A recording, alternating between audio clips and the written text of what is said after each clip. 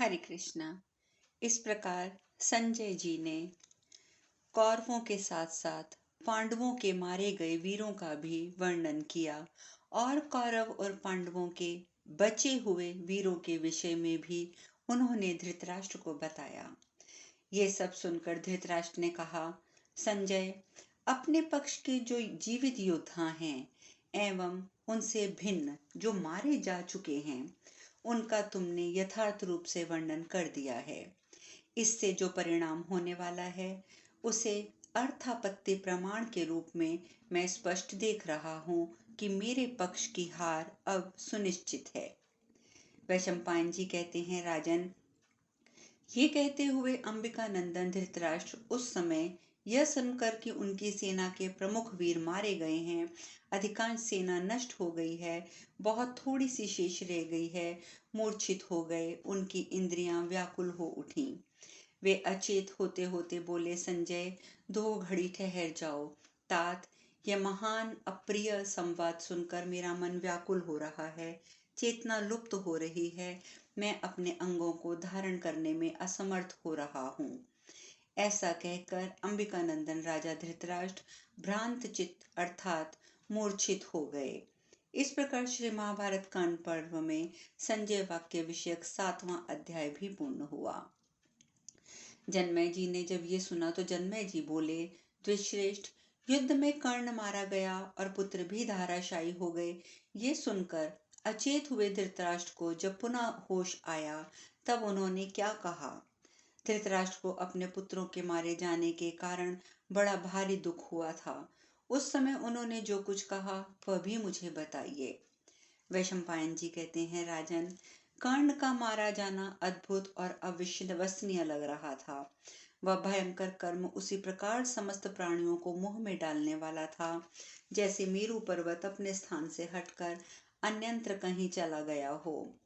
परम बुद्धिमान भृगुनंदन परशुराम जी के चित्त में मोह उत्पन्न होना जैसे संभव नहीं है, जैसे भयंकर कर्म करने वाले देवराज इंद्र का अपने शत्रुओं से पराजित होना असंभव है, जैसे महातेजस्वी सूर्य के आकाश से पृथ्वी पर गिरने और अक्षय जल वाले समुद्र के सूख जाने की बात मन में सोची तक नहीं जा सकती, पृथ्वी, आकाश, दिशा और जल का सर्वनाश होना और पाप तथा पुण्य दोनों प्रकार के कर्मों का निष्फल हो जाना जैसे आश्चर्यजनक घटना है, उसी प्रकार समर में कर्णवध रूपी असंभव कर्म को भी संभव हुआ सुनकर उस पर बुद्धि द्वारा अच्छी तरह विचार करके राजा धृतराष्ट्र ये सोचने लगे कि अब कौरवों का क्या होगा।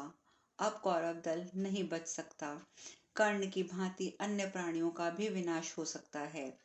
और ये सब सोचते सोचते उनके हृदय में शोक की आग प्रज्वलित हो गई। उससे वह तपने और दग्ध होने लगे, उनका सारे अंग शिथिल हो गए।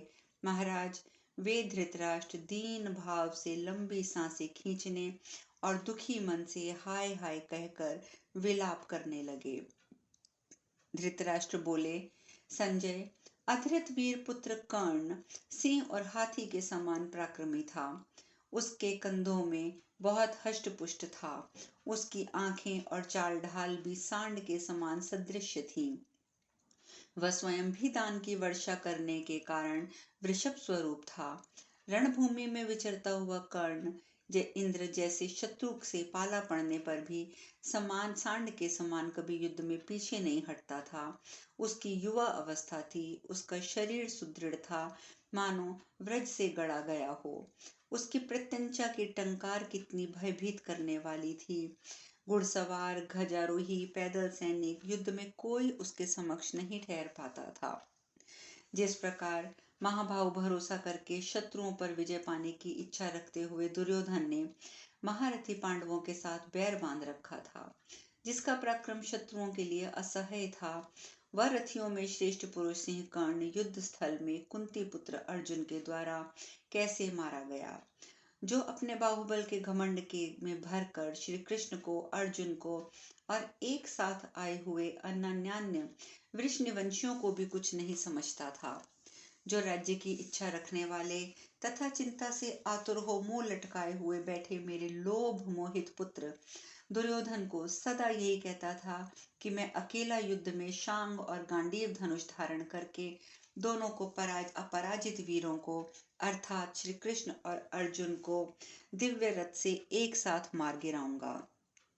जिस वीर ने अत्यंत भयंकर युद्धों में सभी प्रदेशियों को हरा दिया था, सभी जाति के लोगों, म्लेच्छों, अधिपतियों, दुर्ग, वनों में रहने वाले योद्धाओं को समरभूमि में एक साथ जीत लिया था। रथियों में श्रेष्ठ जिस राधा पुत्र ने दुर्योधन की वृद्धि के लिए कंकपत्र युक्त पैने बाणों द्वारा शत्रुओं को परास्त करके कर वसूल किया था, जो दिव्यास्त्र का ज्ञाता, उत्तम अस्त्रों का ज्ञाता था, वह पांडवों द्वारा कैसे मारा गया। जैसे घोड़ों में उच्छ्रवा, राजाओं में कुबेर और देवताओं में महेंद्र श्रेष्ठ हैं, उसी प्रकार कर्ण योद्धाओं में ऊंचा स्थान रखता था, जो पराक्रमशाली था। रथियों में श्रेष्ठ उस धर्मात्मा कर्ण को द्वैरथ युद्ध में मारा गया सुनकर मैं समुद्र में नौका सहित पुरुष की भांति शोक सागर में निमग्न हो रहा हूँ। संजय, यदि ऐसे दुखों से भी मेरी मृत्यु नहीं हो रही है तो मैं समझता हूँ कि मेरे हृदय को तो व्रत से भी अधिक सुदृढ़ और दुर्भेद्य है। सूत, कुटुंबी जनों, सगे संबंधियों, मित्रों का पराभव, यह समाचार सुनकर संग्राम में मेरे सिवा कोई दूसरा ऐसा पुरुष होगा जो अपने जीवन का परित्याग न कर दे।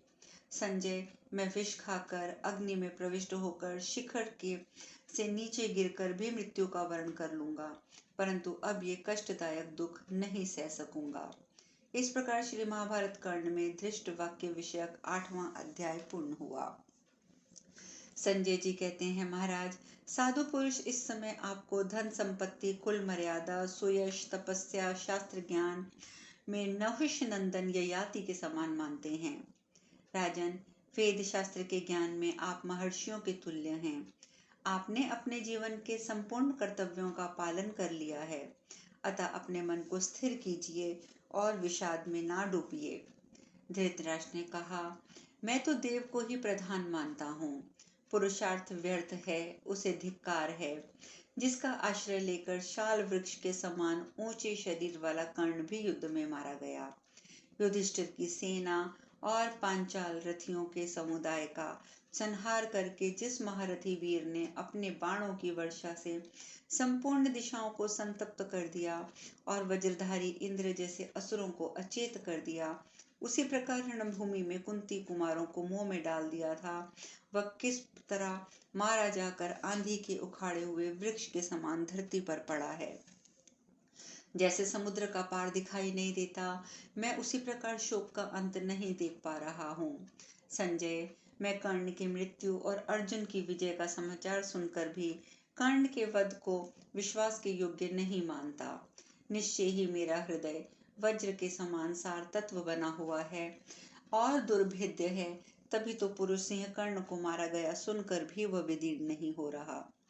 अवश्य ही पूर्व काल में देवताओं ने मेरी आयु बहुत बड़ी बना दी थी, जिसके अधीन होने के कारण मैं कर्णवध का समाचार सुनकर दुखी होने पर भी अभी तक जीवित हूँ। संजय, मेरे इस जीवन को धिक्कार है।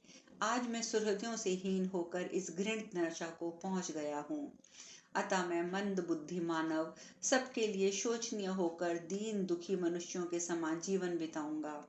सूत, मैं ही पहले इन सब लोगों के सम्मान का पात्र था, किंतु अब शत्रुओं से अपमानित होकर कैसे जीवित रह सकूंगा।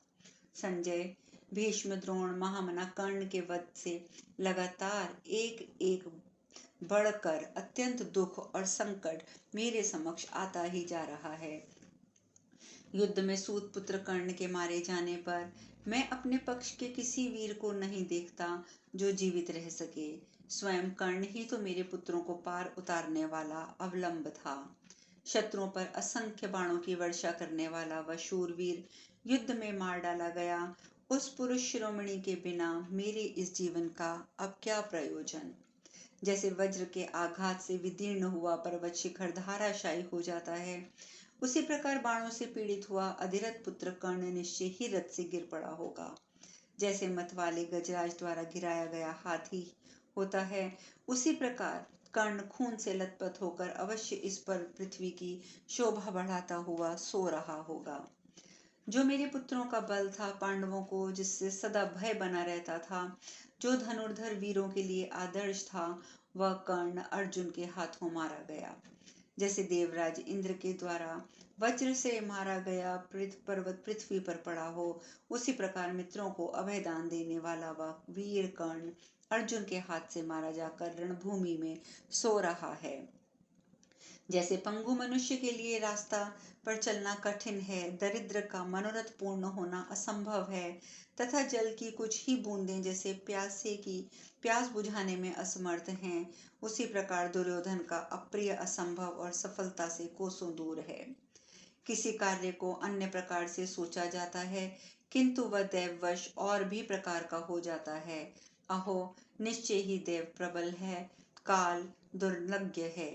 सूत, क्या मेरा पुत्र दुशासन दीन चित और पुरुषार्थ शून्य होकर कायर के समान भागता हुआ मारा गया है?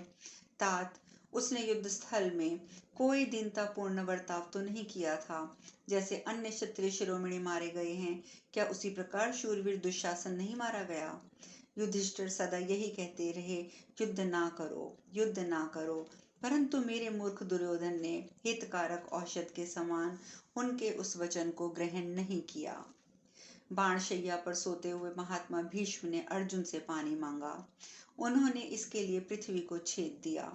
इस प्रकार पांडुपुत्र अर्जुन के द्वारा प्रकट की हुई उस जलधारा को देखकर महाबाहु भीष्म ने दुर्योधन से कहा था, तात, पांडवों के साथ अभी भी संधि कर लो। संधि से वैर की शांति हो जाएगी, तुम लोगों का युद्ध मेरे जीवन के साथ समाप्त हो जाए, तुम पांडवों के साथ भातृभाव बनाए रखकर इस पृथ्वी का उपभोग करो। उनकी इस बात को ना मानने के कारण अवश्य ही मेरा पुत्र शोक कर रहा है। दूरदर्शी भीष्म जी वह बात जानते थे कि आगे क्या होने वाला है। संजय, मेरे मंत्री, मेरे पुत्र मारे गए, मैं तो पंख कटे हुए पक्षी के समान जुए के कारण भारी संकट में पड़ गया हूँ। सूत, जैसे खेलते हुए बालक किसी पक्षी को पकड़कर उसकी दोनों पांखें काट लेते हैं और प्रसन्नता पूर्वक उसे छोड़ देते हैं, फिर पंख कट जाने के कारण उसका उड़कर जाना कहीं संभव नहीं हो पाता, उसी कटे हुए पंख वाले पक्षी के समान मैं भी भारी दुर्दशा में पड़ गया हूँ। मैं शरीर से दुर्बल, सारी धन संपत्ति से वंचित, कुटुंबीजनों बंदीजनों से रहित होकर शत्रु के वश में पड़कर दीन भाव में किस दिशा को जाऊंगा, मैं नहीं समझ पा रहा। वैशंपायन जी कहते हैं, इस प्रकार विलाप करके अत्यंत दुखी और शोक व्याकुल चित्त हो धृतराष्ट्र ने पुनः संजय से कहा, संजय, जिसने हमारे कार्य के लिए युद्ध स्थल में संपूर्ण कंबोज निवासियों, अंबष्ठों, केकयों, गंधारों, विधियों पर विजय पाई, इन सबको जीतकर जिसने दुर्योधन की वृद्धि के लिए भूमंडल को जीत लिया था, वही सामर्थ्यशाली कर्ण अपने बाहुबल से सुशोभित होने वाले शूरवीर पांडवों द्वारा सम्रांगण में परास्त हो गया। संजय, युद्ध स्थल में किरीटधारी अर्जुन के द्वारा उस महान धनुर्धर कर्ण के मारे जाने पर कौन कौन से वीर ठहर सके, मुझे ये बताओ। तात, कहीं ऐसा तो नहीं हुआ कि कर्ण को अकेला छोड़ दिया गया हो, समस्त पांडवों ने मिलकर उसे मार डाला हो, क्योंकि तुम पहले ही बता चुके हो कि वीर कर्ण मारा गया है। समस्त शस्त्रधारियों में श्रेष्ठ भीष्म जब युद्ध नहीं कर रहे थे, उस दशा में शिखंडी ने अपने उत्तम बाणों से उन्हें सम्रांगण में मार गिराया। इसी प्रकार जब महान धनुर्धर द्रोणाचार्य युद्ध स्थल में अपने अपने शस्त्रों को नीचे रखकर ब्रह्म ध्यान में लगे हुए थे, उस अवस्था में द्रुपद पुत्र धृष्टद्युम्न ने उन्हें बहुसंख्यक बाणों से ढक दिया, तलवार उठाकर उनका सिर काट दिया। संजय, इस प्रकार ये दोनों वीर छिद्र मिल जाने से विशेषता छल पूर्वक मारे गए हैं। मैं ये समाचार भी सुना है कि भीष्म और द्रोणाचार्य मारे गए, परंतु मैं तुमसे सच्ची बात कहता हूँ कि भीष्म और द्रोणाचार्य यदि समरभूमि में न्याय पूर्वक युद्ध करते होते तो साक्षात इंद्र भी उन्हें नहीं मार सकते थे। अब शेष कथा कल। हरे कृष्णा।